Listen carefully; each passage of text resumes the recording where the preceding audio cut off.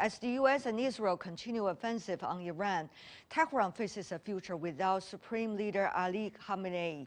After announcing Khamenei's death on Sunday, Iran went into 40 days of national mourning. Grieving Iranians took their anger over the Supreme Leader's killing to the streets on Sunday, calling for retribution. With no end to hostilities in sight, many warned the Middle East could spiral into deeper instability and chaos. The conflict did bear a disturbing warfare pattern of missile and drone strikes, rapid deployment with deadly efficiency. So how far and wide could the raging conflict go? What is the scope of likely spillover with damage to regional and even global economies as feared by many? Let's loop in our panelists.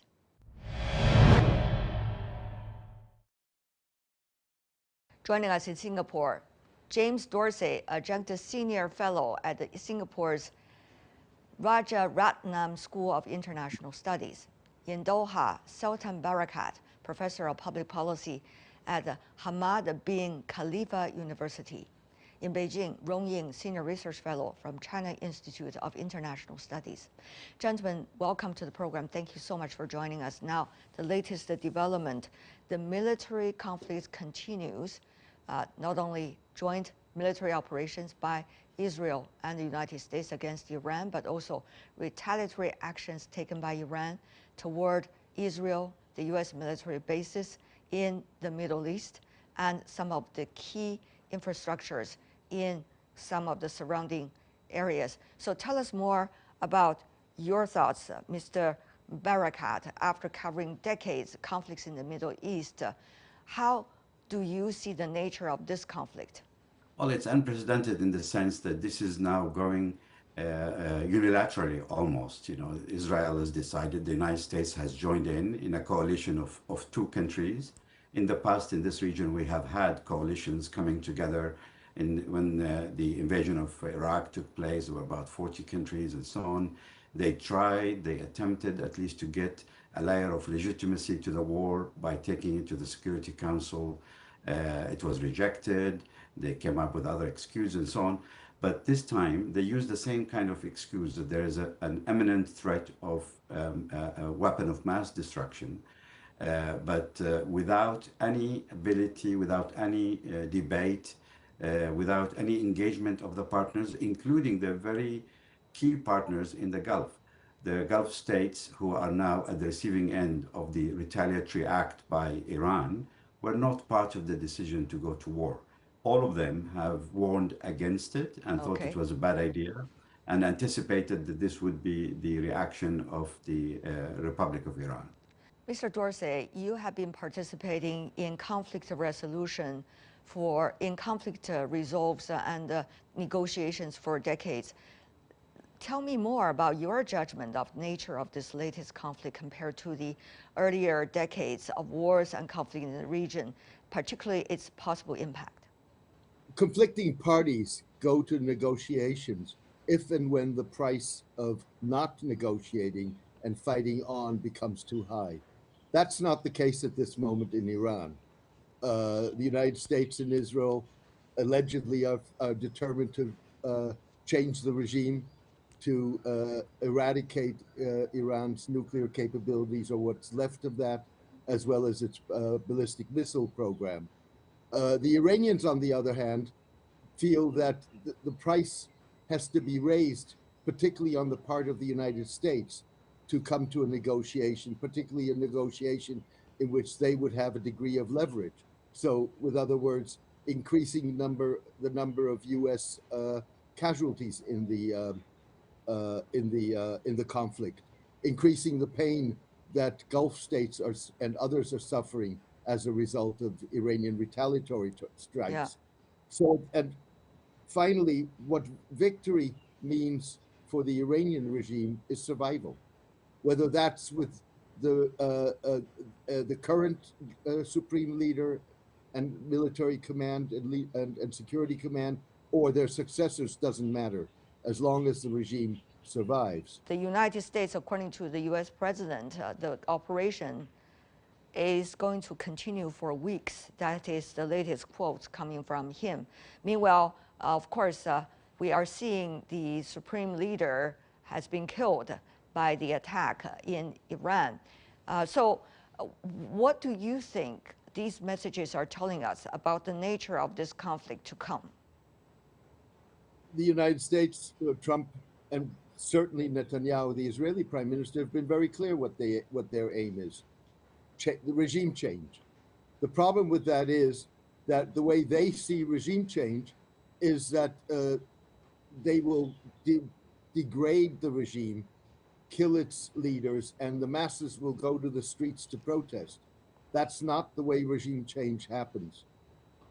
Protests, you can go back to the 1979 Iranian Revolution, when I was there, when it was elements of the Air Force and the Navy that finally broke the cohesion of the regime. There's no indication at this point that the cohesion, even though there are differences within the political elite or the military or security forces, is weakening. What is likely to be the system in Iran to come up with the one to take his place? Do you see among some of the candidates already being proposed, reported by the media, there are likely ones that's going to have the power and the capability to not only direct the military operation of retaliation by Iran toward the United States and Israel, and also be able to put the countries in place, so to speak, at a time of crisis? Is the Barakat? Yes, well, they do have their own constitutional procedures, which they already followed. They've constituted a council of 3 leaders, including the current president, who is going to chair this council, to continue to run the affairs of the state. I think the complexity is in their defense structures. The Iranians, and on purpose, have a very complex defense structure. Much of it will probably have gone into autopilot at the moment in terms of throwing as much of their missiles on Israel and those targets as they could, because they have learned the lesson from their war in South Lebanon, that when they tried to restrain the retaliation, the technology is much more advanced on the side of Israel and the United States, and they were able to take out a lot of those spaces. And therefore, I think this retaliation waves of retaliation will continue for some time until the political administration takes control of the situation.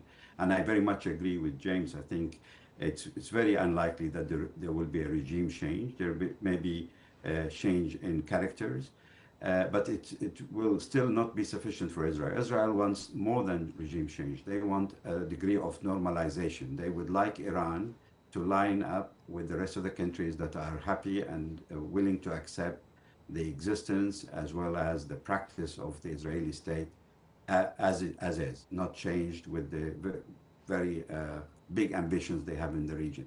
We have seen latest attacks by Israel against Hezbollah in the neighboring countries. So once again, the question really is how widespread this whole thing will likely to be. Iran has been here before. If you go back to 1979, 1980, you had within a very short period of time 2 presidents, 3 prime ministers killed. You had 72 members of parliament, including very senior ones like Ayatollah Beheshti, dying in a bomb attack. You saw in June of last year the elimination of the highest command of the security and the military, them being replaced. They were killed, and yet the Islamic Republic and its defense structure is still intact and working. With regard to the widening of the conflict, we're already seeing it. We're seeing it in virtually every Gulf state. We're seeing it in in Lebanon as of today. You could now, if you get a situation in which Iran disintegrates, or in which there is chaos or anarchy, keep in mind that all of Iran's borders are populated by ethnic minorities, some of them very restive.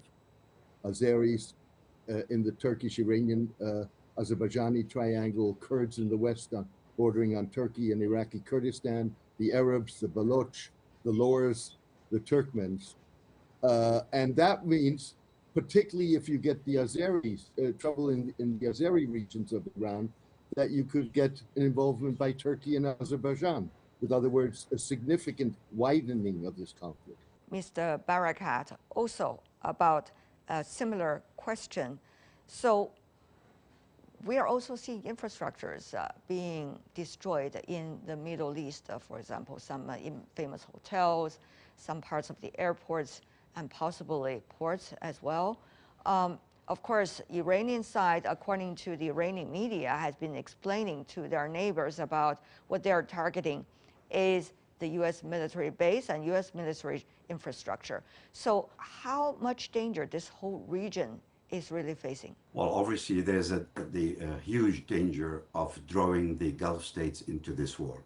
If the Gulf states fall into this and they again respond to the Iranian retaliation and they become direct partners in this war, then I think we're in for many, many decades of conflict and total draining of resources in the Gulf, where only the Gulf states and Iran will lose.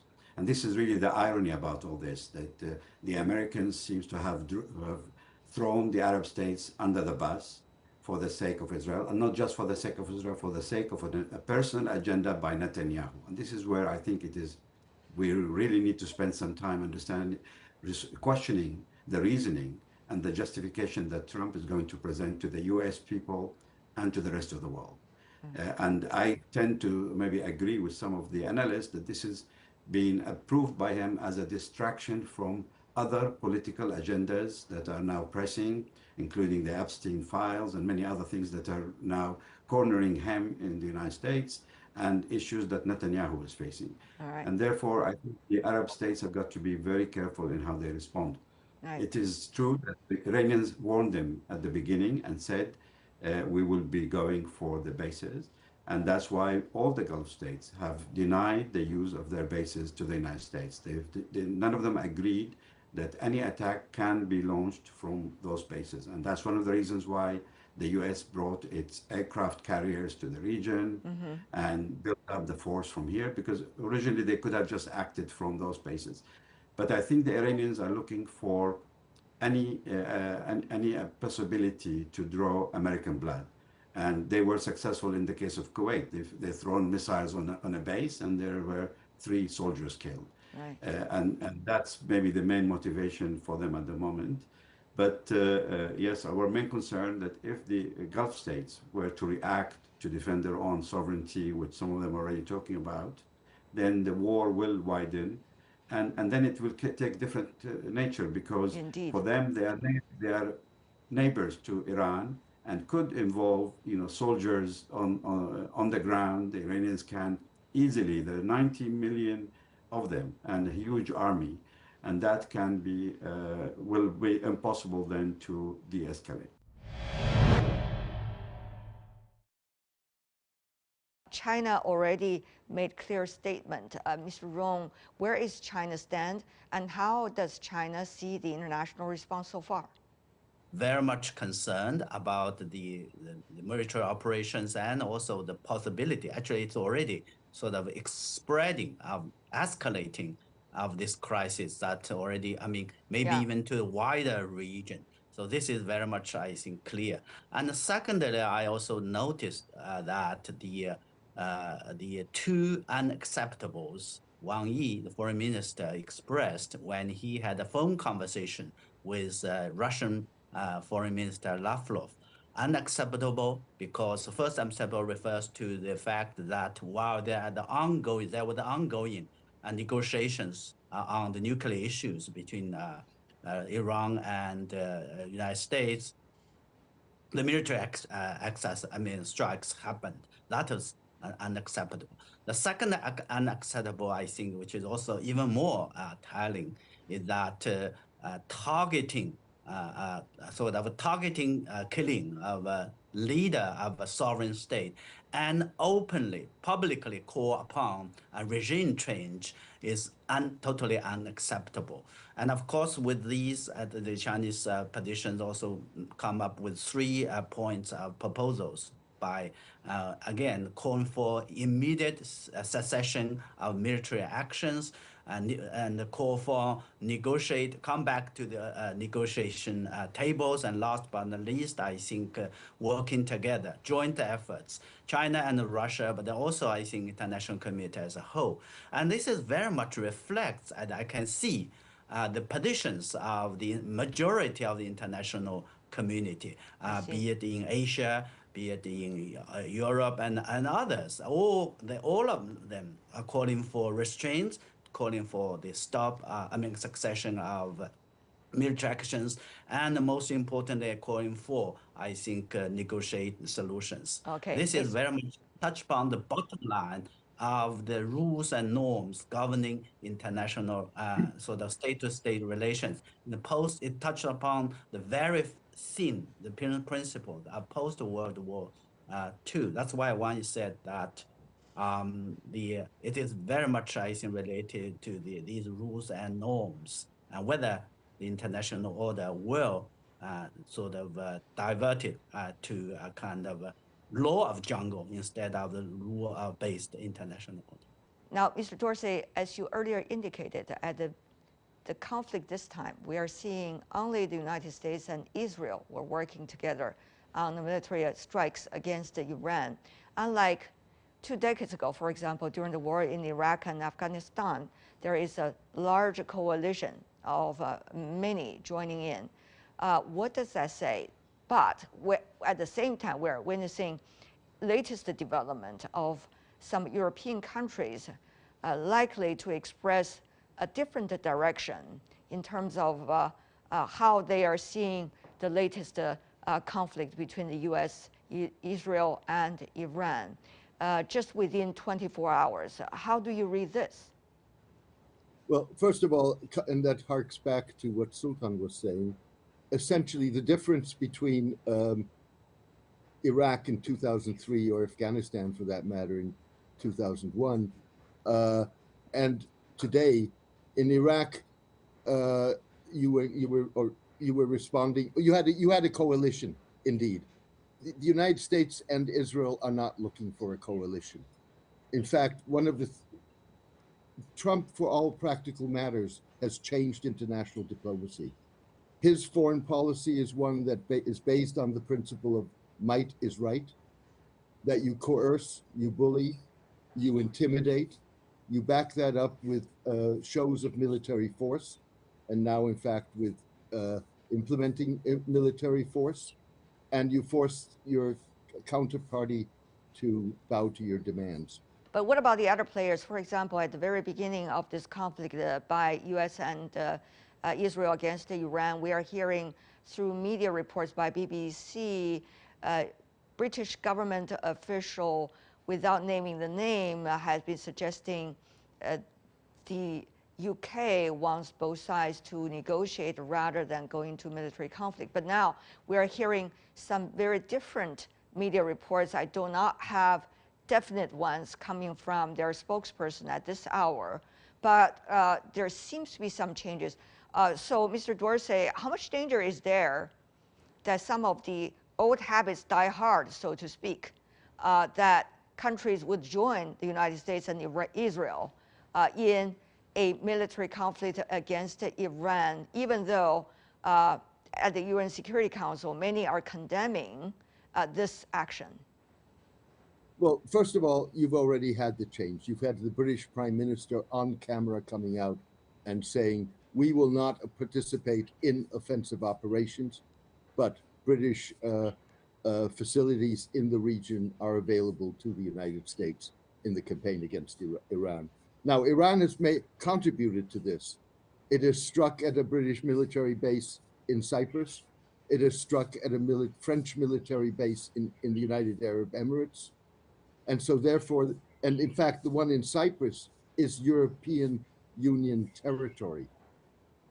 So it's not all that surprising that you're seeing a shift in European attitudes.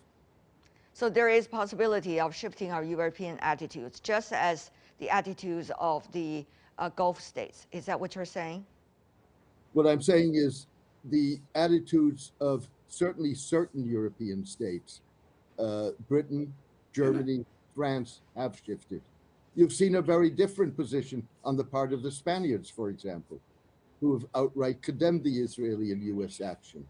But in terms of the E3, as it described, you've seen that shift, and you've seen it confirmed at the highest levels of government. I think it's also important to remember that some of those countries, particularly Britain and France, have joint defense arrangements and agreements with some of the Gulf states.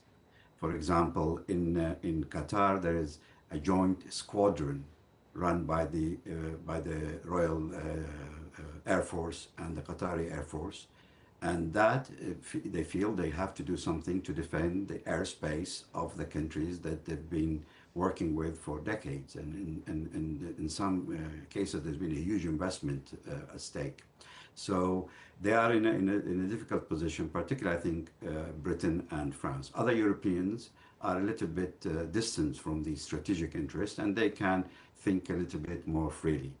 And of course, we should also remember that all European countries need the United States in Ukraine, and they will do whatever at the end, whatever the United States asks of them, because they would like the United States to continue to stand by them in the war against Russia. I would also like to invite every one of you to briefly tell us, how do you read this conflict with the bigger backdrop in the world today?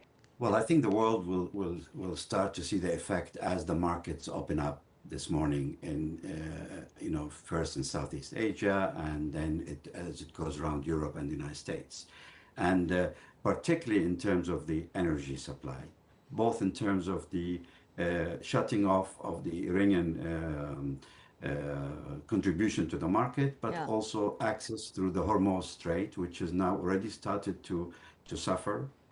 Companies are less willing to take their ships into that part of the world, and so on. So I think the world will feel that effect. The U.S. does not mind, because their strategic supply or reserve is at the highest, and they have been drilling for oil. They are exporting oil. For them, they will obviously be affected by the rise in international price, but not in a strategic way like other countries.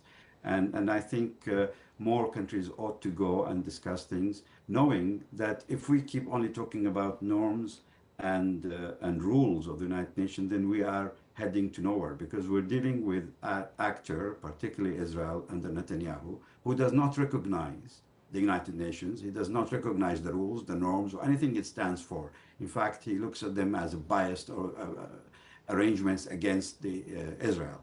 So there has to be something stronger than just condemnation, I think, at this stage. And someone has got to be able to say enough is enough.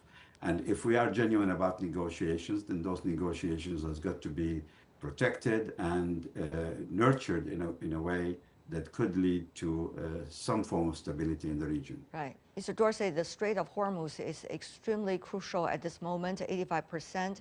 We're seeing the energy, for example, for China, 85% of those are being transported over there are going to China, India, South Korea, Japan.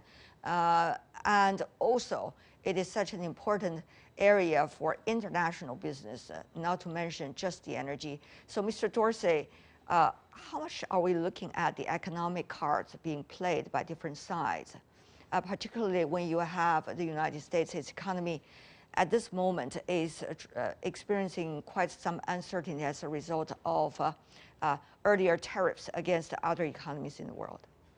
There are the economic aspects, and fundamentally the economic aspects of the economic impact of this conflict are going to be negative, and they're going to be difficult for countries across the globe. I was talking about the Trump administration. Venezuela did not stand up to the Americans. Panama did not stand up to the Americans. The Europeans compromised when it came to Greenland. This is the first time that a country has put its foot down and simply said, no, we're going to negotiate, we're not going to surrender. And that's, I think, an important milestone. At this moment, there has already been a lot of comments about the styles of military conflicts taking place these days. We saw that in Venezuela by the United States. And once again, that style seemed to continue this time by US and Israel against Iran. So what do you make of these latest styles used by the US, and how likely they are going to impact both the way of conflicts in the future and this time, and also how negotiations will ever likely to be done? Well, I think, the style of decapitating a state, maybe it has been there before, but it used to be done covertly, in a kind of under the table assassinations. Now we see something different, where they go publicly and openly using Air Force to do this. Israel did it for Yemen. The Prime Minister of Yemen and his cabinet were taken out. They've done it in Syria. They've done it in lots of other places, in Lebanon and so on. This in itself is relatively new, I think, and they are fully aware of its illegality, but they don't care. And as James was saying, that if they have the force, then they think that's the legal aspect of it, and they have the right to do it. It's a very high risk agenda, but for them it seems to be drawing results. The ultimate result, I think, from our perspective, is what happens next, the day after they do this. Will there be a sustainable outcome for those attacks or not? And the likelihood is really not. I think they will draw the region into chaos. And as we were saying earlier, there's 90 million people in Iran, and they're fully capable of regenerating new leaders. And if anything, their grievances will be even greater.